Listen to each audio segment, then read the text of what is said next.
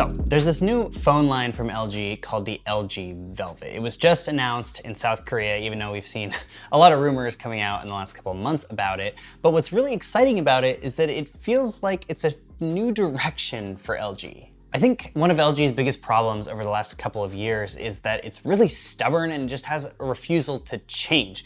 I mean, the phone designs haven't really changed that much, although the V60 is probably one of the best designs they've made recently, and the UI looks like it's from 2013. So a lot of people are really excited about the Velvet because it feels like it could be a new direction for LG. They've kind of made all these phones that look pretty similar over the last few years, although that V60 is probably the best looking phone they've made in a few years, primarily because of that extra camera.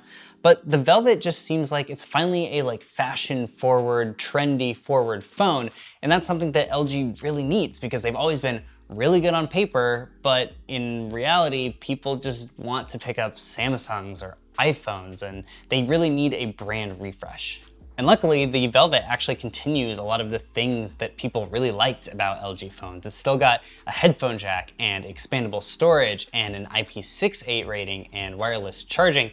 I think the one thing that people are going to be a little confused on or a little divided on is the Snapdragon 765 processor. Now, like I mentioned in my video about the Pixel 5 and the potential for that phone to have a Snapdragon 765, I really don't think this is a bad thing. The 765's got an integrated 5G modem, which means it's smaller, it's going to be cheaper, and you don't really have to deal with all the extra power and cost that comes along with the 865. And sure, you're definitely gonna miss a few things from 865 powered phones. It's not gonna be as fast, and it can't do 2 gigapixel per second processing, which enables things like 8K video. But honestly, I feel like a lot of people don't really care about those things, and they care more about things like battery life, which the 765 is going to enable. And again, it's got that integrated 5G modem, so that's not gonna be a problem either. Now, something that's definitely a little weird about the LG Velvet series is the price. LG is basically targeting this as a flagship phone. It just doesn't have the same flagship specs as something like the LG V60. It's only got 2 main cameras, a wide and a main camera, and it's not as high resolution. It's got a smaller battery. It doesn't have an 865, but it actually costs slightly more than the V60 in South Korea.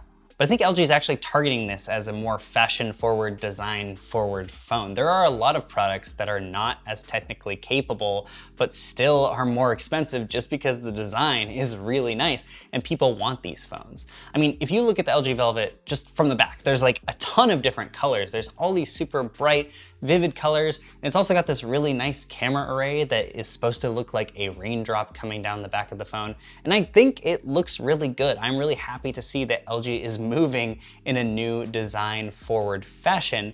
It just depends on if people are gonna pick up on that.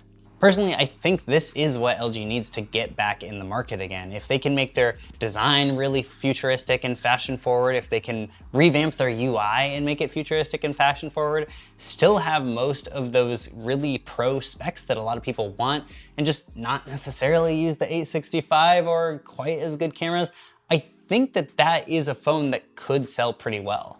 We still don't know when this is coming to global markets. We don't know how much it's going to cost when it comes to global markets, but I think this might be what LG needs to get back in the game. So I really want to open the floor up to you guys. Do you guys think that the LG Velvet is going to be the phone that solidifies LG back in the market? Is it gonna totally flop because the specs aren't quite there with the V60?